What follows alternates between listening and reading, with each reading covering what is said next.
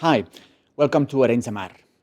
This is a town just 50 kilometers from Barcelona, up in the north, and we are downtown. We are actually in one of the oldest streets of the city, the Church Street, and it's right here, just behind me, where we have our museum, Arenys de Mar Museum. It's located in this building, in this old building built in 1772, which was a hospital, the old hospital of Arenys for poor people.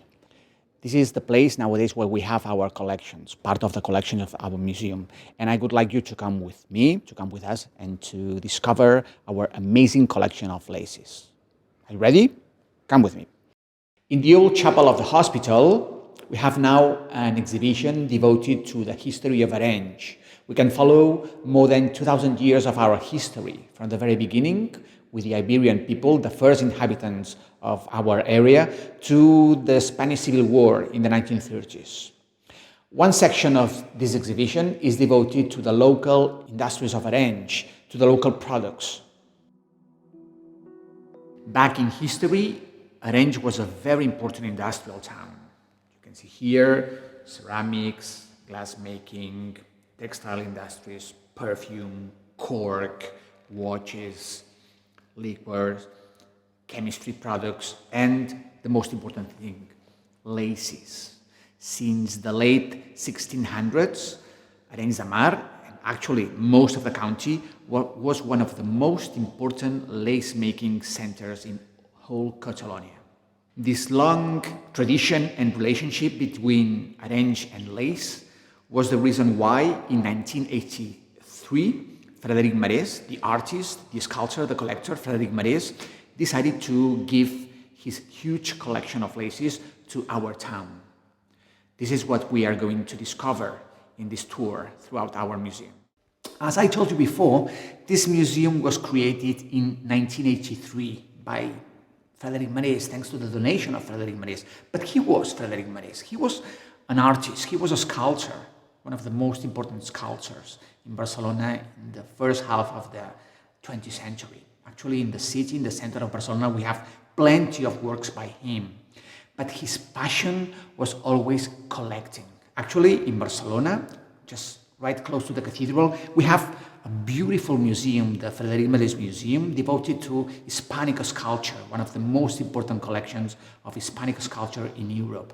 But in the same building, we have also a part devoted to another kind of collection, a collection of everyday objects.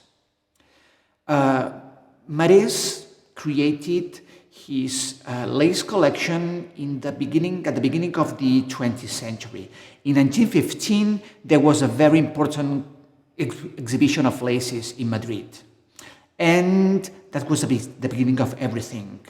Marès would buy most of the works, most of the laces exhibited in that museum. And that was the origin of this collection, the collection that later on, 70 years later, he will donate to the town of Arenys de Mar. Once you come here, once you come to the museum, you'll find that most of laces are displayed on the first and the second floor of the museums. Here we are, in one of the first rooms where you can start enjoying this amazing amount of laces. In this room, we have an interesting collection of meshes.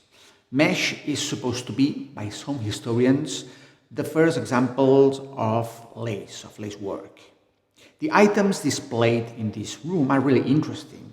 Frederic Marès thought that they were older, they were from the Middle Ages, but according to the last studies, we may say that they were made between the 16th century and the 18th century in Castile, in the center of Spain. There's so much to study. But anyway, most of the items displayed in this room were frontals, were altar frontals, just, textiles to ornate, the liturgical sonography of the churches.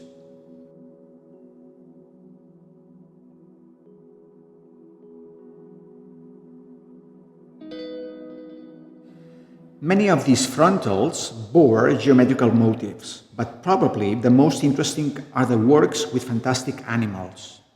Dragons, dog-bearing crowns, lions facing each other. We also find the motif of the lady, reproduced in various pieces, wearing a hat and a triangular dress in the style of Eastern goddesses. Among the representations of floral elements, also inspired by Eastern models, is a flower with 8 triangular petals, which some authors classify as the Assyrian rose. Many of the representations of plants have a Renaissance design, with highly stylized leaves, vines, acorns, pomegranates, kermes, oaks, or pines, large pineapples, and others that are less easy to recognize. Among the works preserved is a representation of the sacrifice of Isaac, a frontal depicting a figure kneeling down and another man threatening him. The image is repeated throughout the frontal and is very similar to another work preserved at the Royal Academy of San Fernando. This biblical subject was also the symbol of the obedience that a wife was to show to her husband.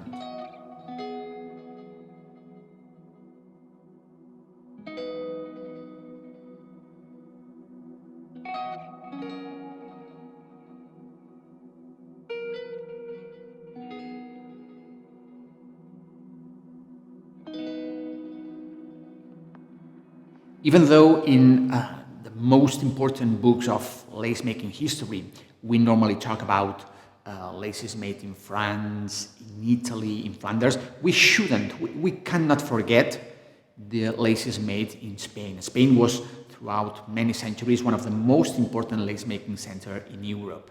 And one of the most popular laces made here in Spain were metallic laces, laces made with threads of gold and silver. Even nowadays, in some parts of Spain, in southern Spain, these laces are very popular. Back in time, these gold and silver laces were used for personal indumentary, for indumentary of rich people, for the cuffs, for the collars. But nowadays, most of these laces are used for religious images, to embellish the garments of virgins and saints in churches and chapels.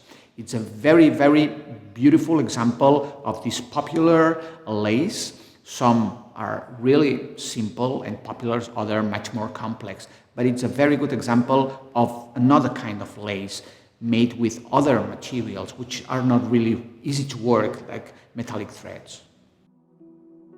I think that one of the most beautiful and particular things about this museum, when you come here you will realize about that, is that we are in a collector's museum. What's that? A collector museum is different from a typical fine arts museum in the sense that in a collector museum we are supposed to be inside the home of the collector. And that's why we can still see, even nowadays in the 21st century, how these rooms were like just 30 years ago. You can see the works displayed in a way that normally we wouldn't find in a regular fine arts museum. At the same time, we can also see furniture, for instance, furniture.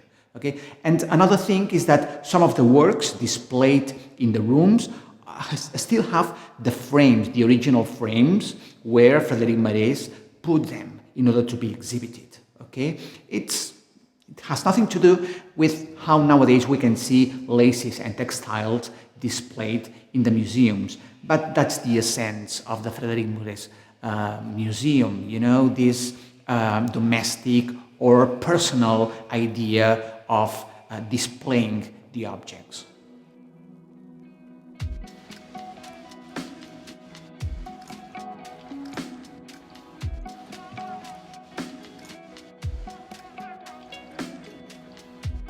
One of the goals of this museum is not only showing laces, but also making people understand how a lace is made.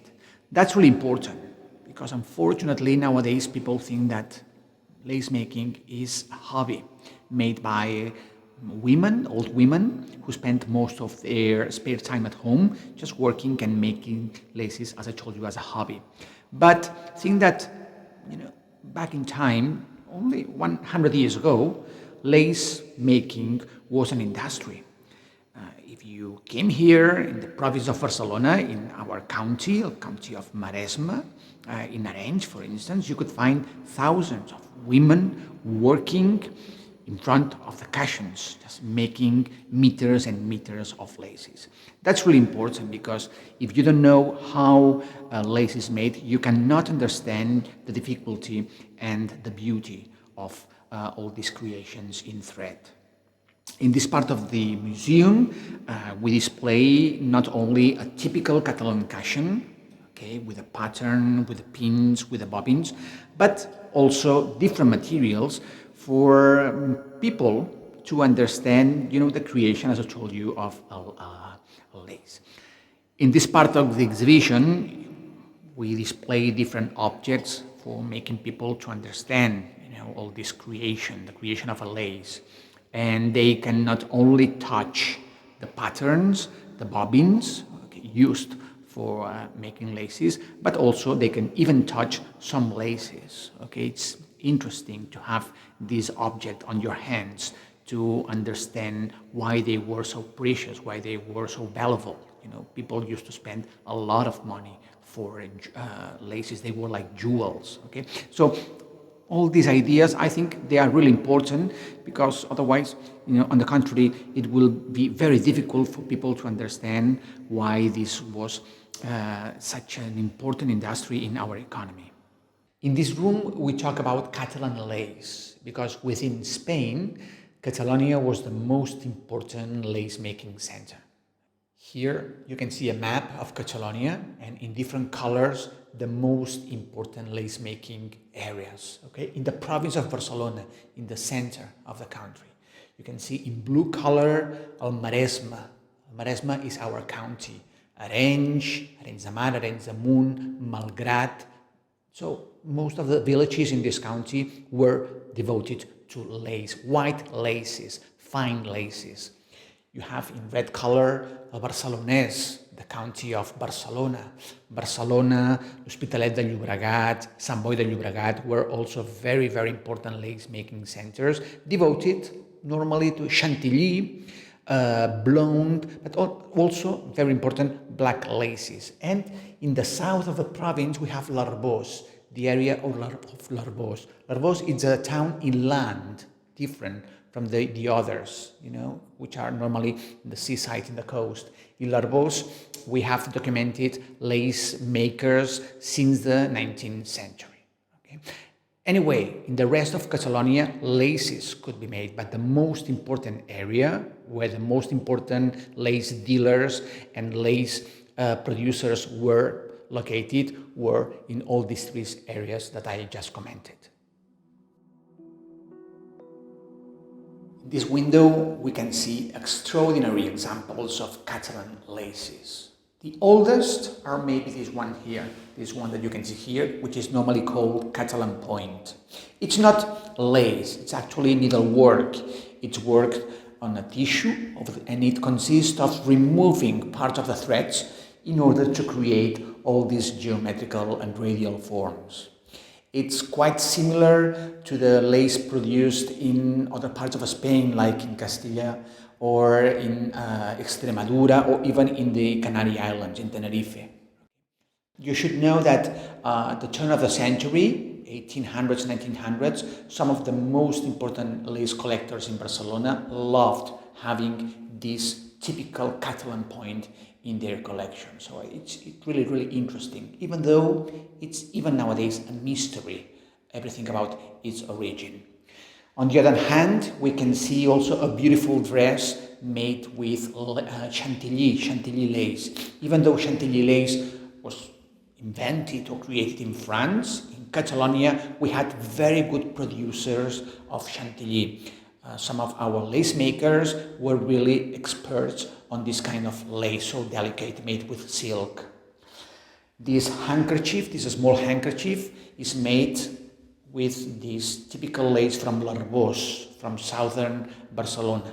Okay, we can also see this shawl right here, which is a mixture, because all the basis is a machine tool, and it's then embroidered, creating all these figures, all these shapes, all these designs that remind us of lace. Okay, we call it blonda bordana. It's not bobbin lace, it's a mix between machine lace and embroidery. We can also see this beautiful shawl here made with blonde of two tones. You can see it's black silk, but with different stitches, the lace maker can create a composition very pictorial. There is a lot of color here because you can see some gray tones, some black tones, creating a very rich composition. And just to finish, we have here the example of this alp. Okay, which this alp is made with the typical stitch or the typical lace in Arenys de Mar, which is a red fee. We'll talk about this lace later on, but this is an extraordinary example. It's a beautiful alp from the 19th century.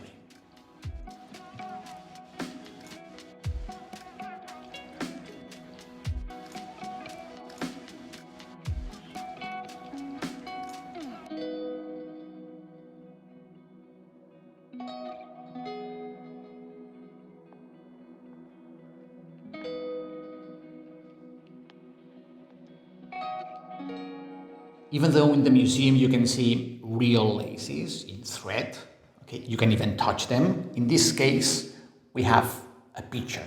Why? Because we are talking about a very particular lace, which is called Barcelona lace. Okay?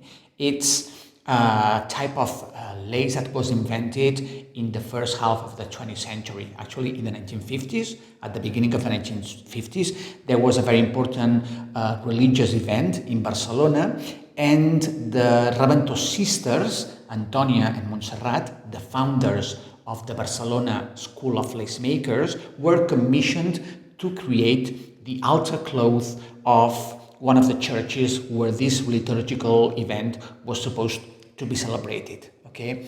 And the result was what they called Barcelona lace. It's a beautiful example of a mixture between needle lace and bobbin lace. Okay? There are few examples in the Catalan museums, and here, unfortunately, we have only this picture.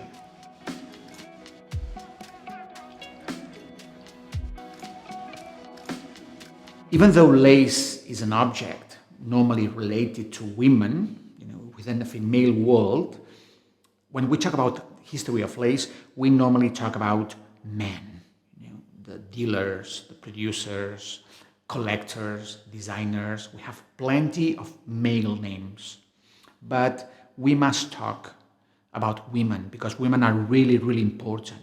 Unfortunately, we don't really have information about all the thousands of women who created the laces that we can see in this museum. But everything is going to change, and in the late of the 1800s. Okay, at that moment, at least here in Barcelona, we find a very important female designer, female lace designer. Her name is Aurora Gutiérrez Larraya. She was not born in Barcelona. She was born in northern Spain, Santander, in Astillero, but she came to Barcelona to study in the School of Fine Arts in Barcelona. It was a very important moment. It was a moment of Art Nouveau, and you know that Art Nouveau in Catalonia is called Modernisme. It was a moment of Gaudí, the beautiful Gaudí buildings that you can see in Barcelona. So Aurora will come here, and in Barcelona she will discover all this new trend, so influenced by the European style of Art Nouveau, of Secession, of Jugendstil, of Liberty style in Italy. So in this museum, we have preserved the most important collection of sketches and drawings made by this woman, by Aurora Gutiérrez Larraya. Some of them are here behind me. She was an incredible artist because she was not only a lace maker, she also loved embroidery. She even was the first introducer of batik, the technique of batik in Spain. She was a very, very important character. But the most important thing about lace, she wanted to renovate all the trends, all the style, all the repertoire of laces in our land according to all these new European trends. And we can see it in all these works that you can see behind me. These, for instance, were exhibited in 1904 in a very important fair of arts that took place in Barcelona.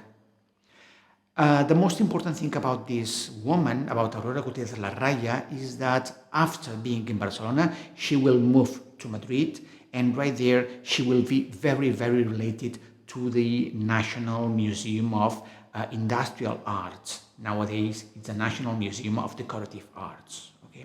So her role in all this story will be very related to the teaching of laces, but also to the renovation of all the repertoire that for many centuries had been very repetitive. And in this moment, no, Aurora and other designers, for instance, Maria Castells, of whom we will talk later, okay, they will create new styles, a new repertoire in all this beautiful world of laces.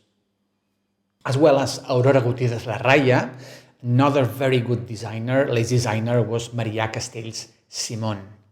He was born in 1876 in Arenys de Mar, and he belonged to a very important family of lace makers, founded in 1862, the Castells company of lace making. Maria Castells was really important because even though he kept on projecting, designing some laces following the traditional, the conventional styles, repeated since the 1700s, he started changing the repertoires that you could see in all the production of this family. That's why, as you can see in these examples behind me, he followed the European trends of the time. In this fan, for instance, you can see the influence of Belgian and French symbolism, for instance, or in this tablecloth here, you can see the influence of Austrian secession.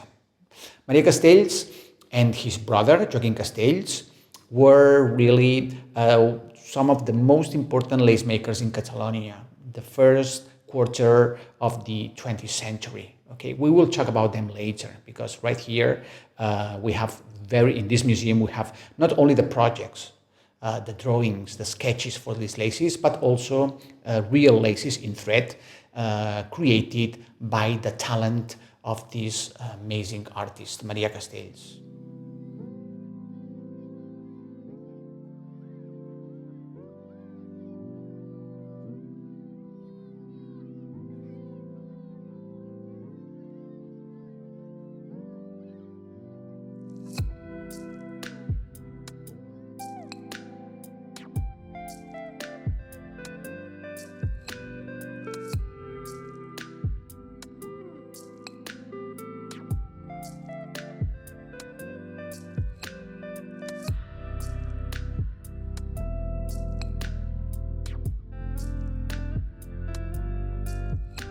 We talked before about Maria Castells Simón, the lace designer.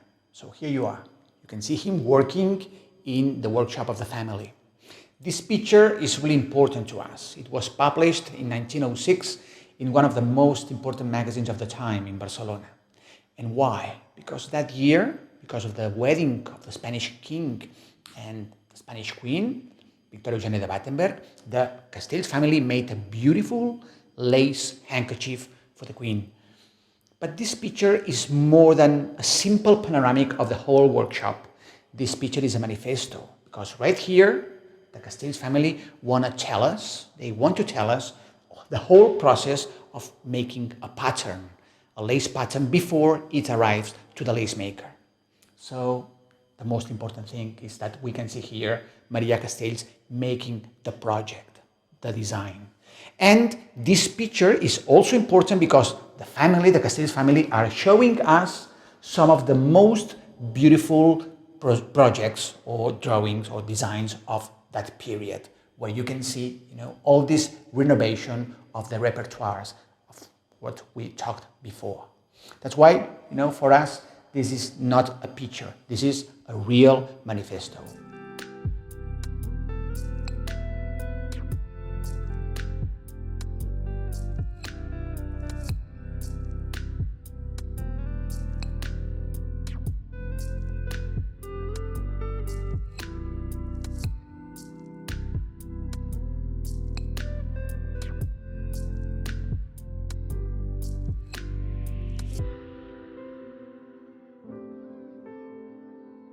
In this room, we show 3 of the finest examples of lace work made in Catalonia before the Spanish Civil War, when everything is going to change. In 1927, the president of the province of Barcelona commissioned Maria Castells, the lace designer, to create 3 projects for an altar cloth, the altar cloth of the Chapel of St. George, ubicated in the palace of the Barcelona government. Here we are. This is the altar cloth made in red fi, the typical technique, the typical lace made in Arenys de Mar, in Arenys de Munt, and in this county, in Almaresme.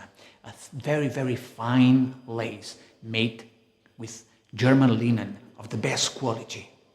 Red fi, that could be translated as fine net, is a typical example of point ground lace. And it could be related to other European laces like Tonder, Lille, Buckinghamshire, and many more.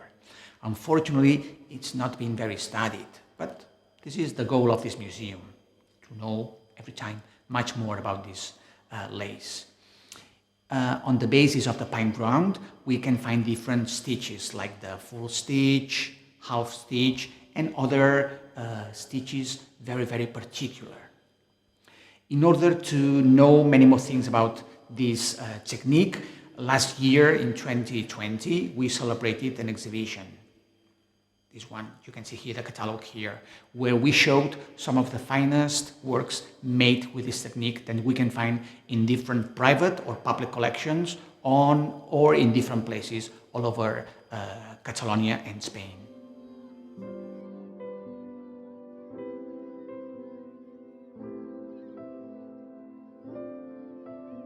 Besides the laces given by Frederic Marès in 1983, this collection, the collection of the museum, has been increased throughout the years thanks to the donations of different families or even collectors who decided to make our museum bigger and bigger.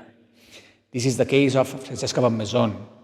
Some years ago, her descendants gave us the private collection of this lady, Francesca Bonmaison, born in 1872, and who was one of the most important members of the Catalan bourgeois class. She was a promoter of the feminine education. She was member of an association devoted to decorative arts, and she loved feminine handicraft. She was also a lace maker. She used to make laces in her spare time. And throughout the years, he made a spectacular collection that nowadays it's held in this museum. You can see in this collection, as you can see behind me, different accessories for women dresses. You can also find some elements for the household and different techniques like embroidery as well, or even crochet, but different lace techniques from all over Europe. It's really, really interesting.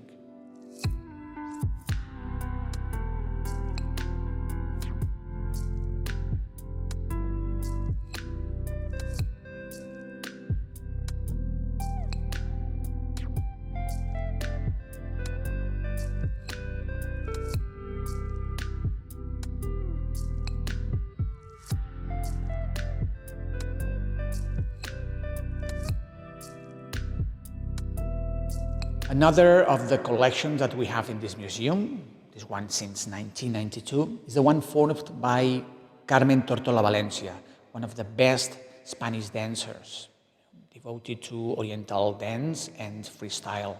She was very famous between the beginning of the 20th century and the 1930s. She was admired by some intellectuals and artists of the time.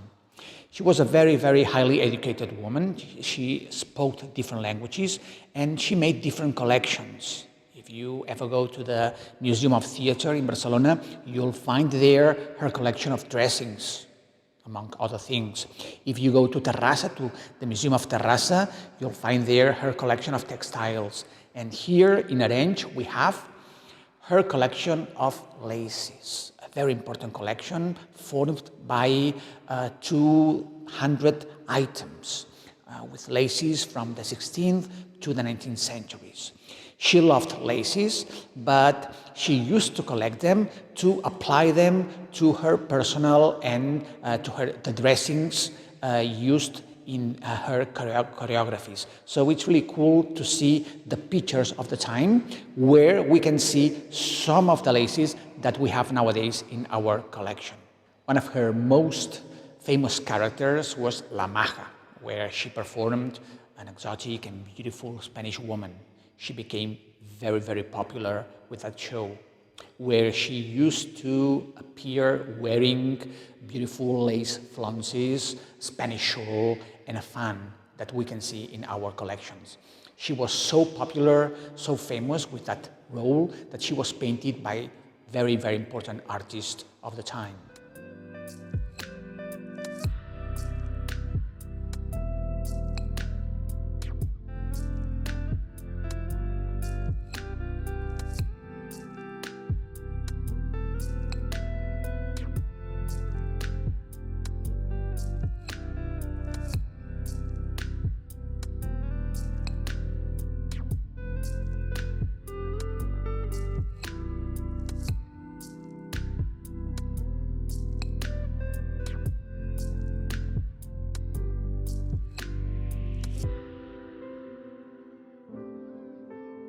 We've just arrived to the last part of this tour. We are now in the store of the museum. Right here, we conserve more than 5,000 items related to the art of lace making. Not only laces, as you can see, but also sample books, designs, projects, and objects to make laces.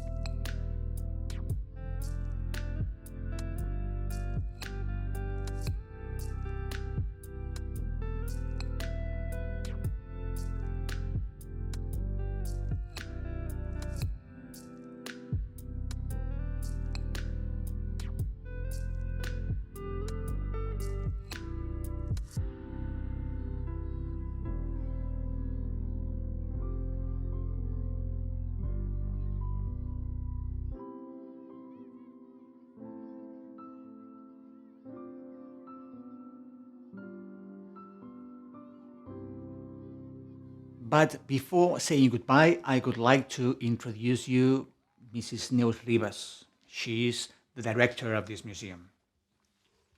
Thanks, Joan Miquel, for this tour guide, and thanks to the audience. I hope you liked our museum, and I hope you come to visit us.